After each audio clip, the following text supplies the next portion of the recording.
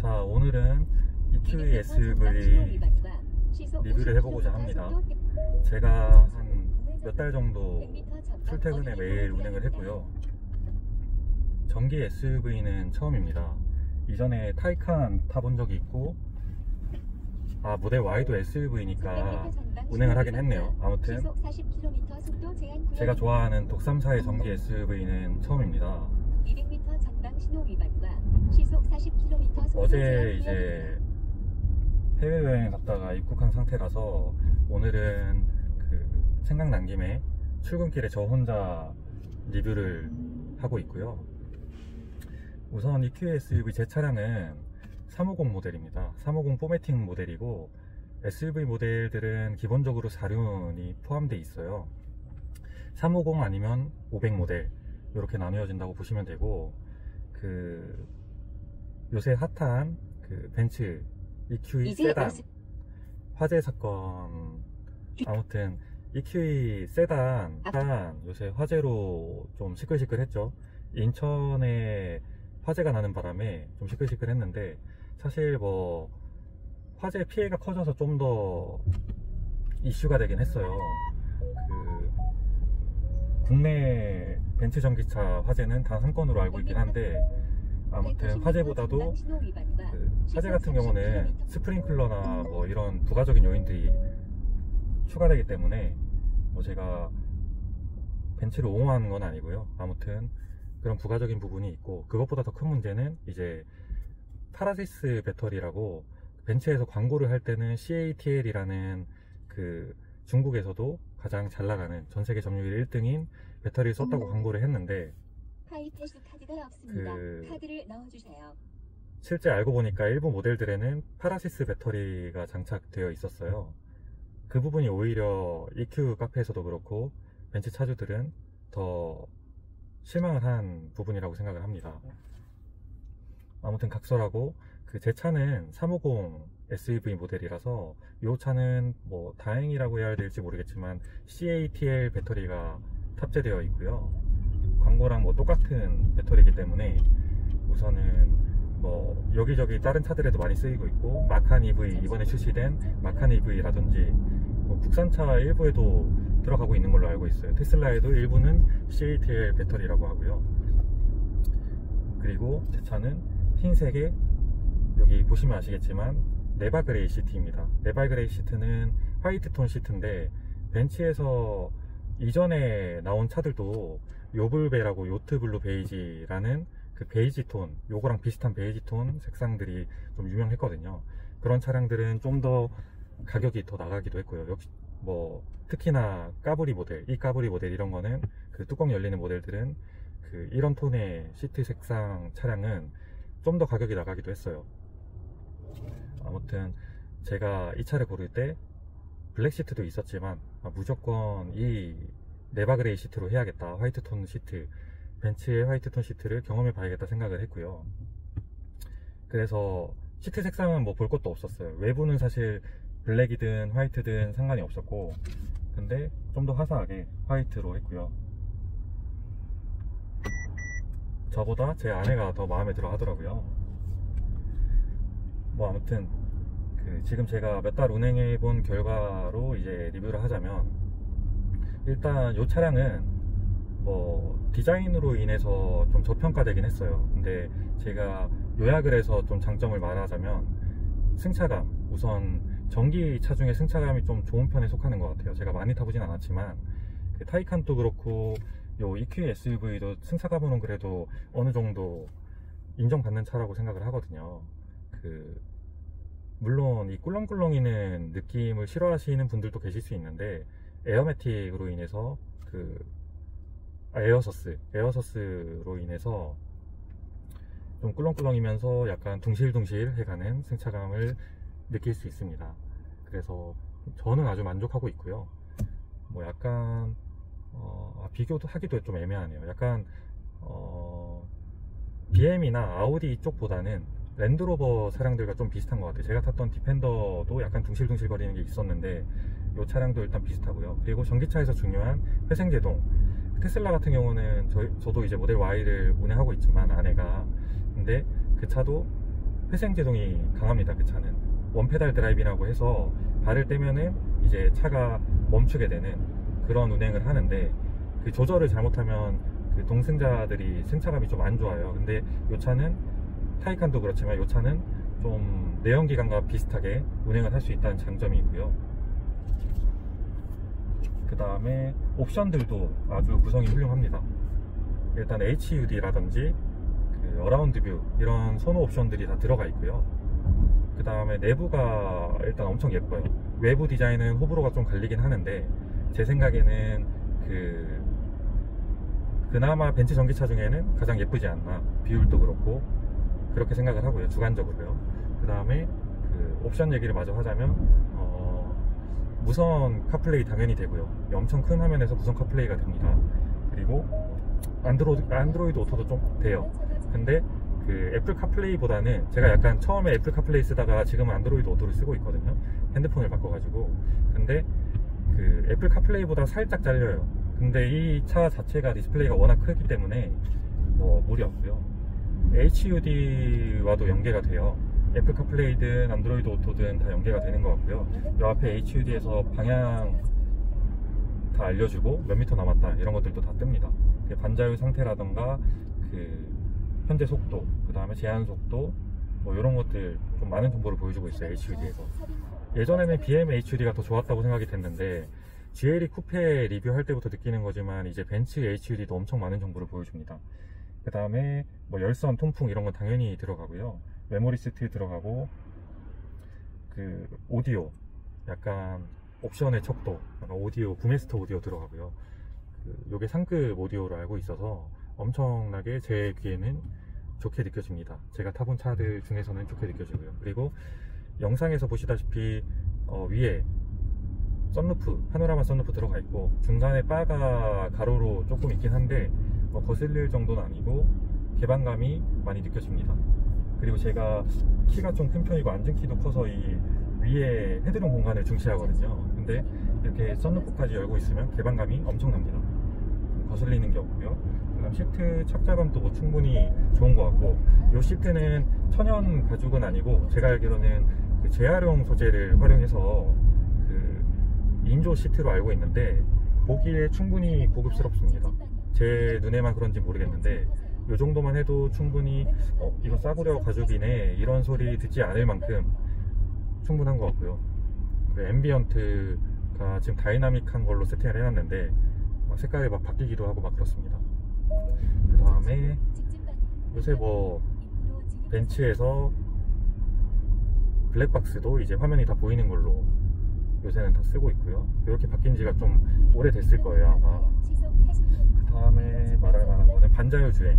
반자율 주행 당연히 들어가 있고, 이게 좋은 게 테슬라 같은 경우는 정전식, 그러니까 터치식이 아니기 때문에 그 힘을 한 번씩 좀 주거나 좀 노하우가 필요하단 말이에요. 근데 벤츠 같은 경우는 이 차는 정전식, 터치식 그 인식을 하기 때문에 핸들에 손을 대충 얹고만 있어도 그 계속 잡으라고 뜨지 않아요. 그래서 요거는 좀 장점인 것 같고, 당연히 반자율 주행 기능만 보면 테슬라가 더 우위에 있지만 벤츠도 충분히 잘 잡아주고 잘 됩니다.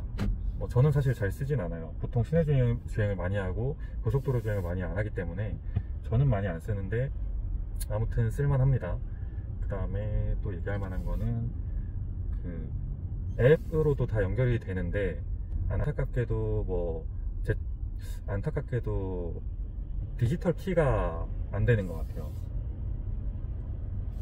BMW가 그런 건 되게 잘 돼 있었거든요. 디지털 키라든가 아니면 카드키 이런 걸로 간편하게 열고 운행까지 할 수 있었는데, 벤츠 같은 경우는 일단 그런 부분이 살짝 아쉽고요. 내부는 되게 더 최신형인데 BMW보다 이런 최신 기능이 없는 게 조금 아쉽습니다. 그 다음 처음에 얘기했듯이 에어소스 당연히 들어가 있고,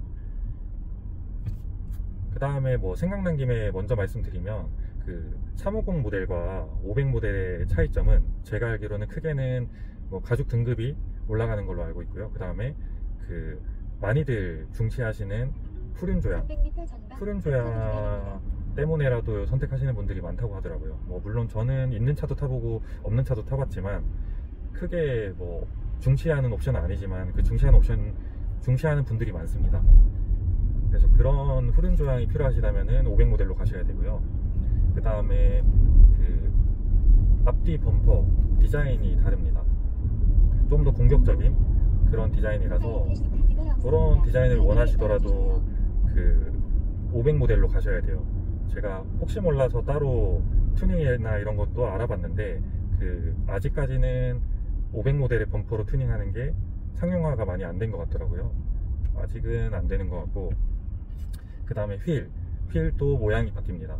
휠도 모양이 바뀌어서 지금 제가 타고 있는 350 모델은 약간 공기역학적인 디자인이라 해야 되나, 약간 전기차 같은 디자인을 띠고 있는데 500 모델에 들어가는 휠 같은 경우에는 뭐 찾아보시면 금방 나오겠지만 좀 더 내연차 같은 좀 더 디자인적인 요소가 들어가 있어요. 그래서 그런 부분을 원하시는 분들도 500 모델로 가셔야 됩니다. 뭐 제가 알기로는 요 정도 차이로 알고 있고, 뭐 조금 더 다른 사항은 있을 수 있어요. 근데 제 입장에서는 큰 사항들이 요것들이라서 요것만 기억하는 거일 수도 있어요. 아무튼 뭐 제가 추가로 알게 되면 추가로 언급하도록 하고요. 그 다음에 또 말할 만한 거는 뭐 제가 항상 해오던 동급 타차종들과 비교를 해보자면 뭐 S5, X6, Q8, 카이엔, 뭐 디펜더, 느반떼 요 정도 제가 타봤거든요. 뭐 더 있을 수도 있는데 아무튼 요 정도 기억이 나고, 근데 그 중에서 일단 둥실둥실하는 느낌은 가장 큽니다. 그래서 이런 느낌을 좋아하시는 분들께는 가장 좋은 승차감일 거고요. GLE 쿠페 탈 때도 좀 그렇긴 했는데 그 모델은 좀 단점이 이 차보다 좀 더 높고 그래서 그런지 모르겠는데 그 좌우 롤링, 뒤뚱거림이 좀 심했거든요. 근데 이 차도 롤링이 없는 건 아닙니다. 예를 들어서 그 좌우 바퀴가 따로 놀 때라던가 뭐 한 바퀴씩 넘을 때 있잖아요. 그럴 때라든가 아무튼 뭐 좌우 롤링이 없는 건 아닌데 GLE에 비해서는 낮은 차체를 갖고 있어서 그런지 제 입장에선 충분히 수용 가능한 정도입니다. GLE는 뭐 사람들마다 다르겠지만 제 입장에서는 수용하기 힘든 롤링이었거든요. 근데 그 EQ SUV는 충분히 수용 가능합니다. 물론 이것도 주관적이기 때문에 시승은 꼭 해보시길 바라고요. 그래서 뭐 제가 봤을 때는 종합적으로는 훌륭한 차인 것 같아요. 이게 350 모델 기준으로 원래 시작가가 1억 990만원으로 알고 있고요. 500 모델 같은 경우는 1억 2천 후반대로 알고 있어요. 근데 그 할인할 때 2천 얼마씩 할인이 다 들어가고요. 그보다 더 할인 받은 분들도 일부 있긴 합니다. 그래서 뭐 실구매가가 350 모델은 8천대부터 시작을 한 걸로 알고 있어요. 그래서 물론 저 같은 경우도 그 정도 가격대에 구매를 했고요. 그리고 또 요새 인증중고에서 뭐 신차급 중고도 많이 나오더라고요. 그래서 그런 것도 고려해 보실 만한 것 같아요. 인증중고의 장점은 약간 취득세를 절감할 수 있다? 잘 알아보시면 그렇거든요. 리스를 조금만 남겨가지고 취득세를 절감할 수 있는 방안이 있기 때문에 그렇게 알아보셔도 충분히 이 가격으로 보면 경쟁력이 있다. 제 생각에는 정가 주고는 못 살 것 같아요. 근데 요 정도 할인받은 기준에서의 8천대 가격이다 이러면 충분히 좋습니다. 왜냐면 승차감 좋고 공간감 좋고 그 다음에 뭐 디자인도 제 기준에선 괜찮고요. 내부 디자인 특히 예쁘고 이 밝은 시트, 그 다음에 가장 중요한 주행거리가 전기 SUV 중에서 가장인지는 모르겠지만 아무튼 긴 편에 속하는 걸로 알아요. 제가 보통 90% 충전을 요새는 좀 하고 있는데 뭐 눈치도 볼 겸 그렇게 하고 있는데 최대 주행 가는 거리가 630km까지 나오더라고요. 그럼 100%를 채웠을 때는 그 여기 찍히는 최대 주행 가는 거리가 뭐 한 700까지 찍힌다 보시면 되고요. 그거는 아예 에코모드 이렇게 운행했을 때인 것 같아요. 일반적으로 운행했을 때 여기 최소 주행 가는 거리도 나오는데 최소 주행 가는 거리도 90% 충전 기준으로 500 이상이 찍힙니다. 어느 정도 일치한다고 생각하기 때문에 주행거리가 상당히 길다고 보시면 되고요. 물론 막 밟으면 좀 줄어들 수는 있습니다. 네. 요약을 지금 거의 마지막에 말씀드렸는데 아까 앞에 요약을 말씀드린다 해놓고 제가 말하다 만 것 같은 느낌이 드네요. 아무튼 요 정도면 제가 일단 말할 부분들은 많이 말한 것 같아요. 그 외에 이제 옵션적이라던가 뭐 차 자체에 궁금한 점이 있으면 댓글 남겨주셔도 제가 충분히 답변 드릴 수 있을 것 같아요. 몇 달 동안 운행을 했기 때문에. 그리고 마지막으로 이 벤츠 전기차도 그렇고 다른 전기차들도 어느 정도 이슈가 있는 상황으로 알고 있는데 냉각수 이슈가 좀 있는 것 같더라고요. 제 차는 한 번도 그런 적은 없었는데 그 냉각수 이슈가 경고등이 뜨면 운행이 불가한 건 아니고 뭐 에어컨이 안 나온다던가 그럴 수 있다고 해요. 이게 전기차 구조적인 문제로 그런 걸로 저는 알고 있고요. 타이칸 탈 때도 그런 이슈가 조금 있었던 걸로 알고 있어요. 그래서 그런 이슈가 좀 있고, 그 다음에 뭐 어떤 차는 그렇겠지만 뽑기가 안 좋으면, 뽑기 운이 안 좋으면 뭐 여러 문제가 발생할 수 있죠. 여러 문제가 발생할 수 있는데 공통적인 문제는 아까 말씀드린 그 정도로 알고 있어요. 뭐 물론 갑자기 그 운행이 멈춘다던가 이런 증상도 있다고는 한두 번씩 봤지만 다른 내연기관 벤츠도 그런 증상은 있었거든요. 막 S클래스 운행 멈춰가지고 벤츠 전시장 앞에서 때려 부수고 이런 것도 제가 기억이 납니다. 아무튼 뭐 그런 짜잘한 것들은 뽑기 운이라고 저는 생각을 하고요. 제가 일단 운행하는 동안은 큰 이슈는 없습니다. 아직까지는 엄청나게 그래서 만족을 하고 있어요. 저도 사실 살 때 걱정은 했는데 만족을 하고 있습니다. 네. 단점을 얘기 안 한 것 같아요. 아까 장점은 정리해서 얘기를 했고요. 주행거리, 승차감, 공간감, 내부 디자인 뭐 이런 부분들 제가 장점으로 말씀을 드렸고, 이제 단점 같은 경우는 아까 잠깐 언급하긴 했는데 롤링이 없진 않습니다. 그래서 제 경우에는 수용 가능한 수준이지만 롤링이 있긴 있어요. 바퀴가 따로 놀 때 한 바퀴씩 넘을 때 있잖아요. 그럴 때 약간 뒤뚱거림이 있고요. 그 다음에 네바 그레이 시트잖아요. 이게 화이트 톤 시트라서 단점일 수 있는데, 시트는 아직까지는 제가 막 청바지도 입고 하는데 오염되거나 이런 건 모르겠어요. 근데 바닥 매트도 밝은 색이기 때문에 더러운 게 금방금방 보여요. 특히 매트가 가장 신경 쓰이는 것 같아서 뭐 화이트 톤 시트로 구매하실 분들께서는 매트를 교체하시는 것도 좋을 것 같아요. 그 다음에 아까 롤링도 말씀드렸는데 그거는 좌우 바퀴가 따로 놀 때였고, 좌우 바퀴가 같이 넘는 방지턱 같은 경우에도 단점이 하나 있어요. 속도를 천천히가 아니라 좀 어느 정도의 한 30, 40 이상의 속도로 넘을 경우에 뒤쪽이 쿵 하고 떨어지는 느낌이 있습니다. 앞쪽이 먼저 넘어간 다음에 뒤쪽이 쿵 거리는 느낌이 좀 있어요. 그래서 방지턱에선 저는 최대한 천천히 넘으려고 하는 편이에요. 당연히 뭐 방지턱은 천천히 넘는 게 맞는 거긴 하죠. 근데 가끔씩 30 넘게도 넘을 때가 있잖아요. 그럴 때는 쿵 하는 그런 느낌을 감수하셔야 될 것 같아요. 네. 요 정도로 제가 생각나는 단점은 요 정도고요. 외부 디자인은 주관적이기 때문에 요건 뭐 장점에도 단점에도 넣지 않았습니다. 호불호가 좀 갈리긴 하는 것 같아요. 뭐 아무튼 이제 진짜 마무리하겠습니다. 요 정도로 하겠습니다.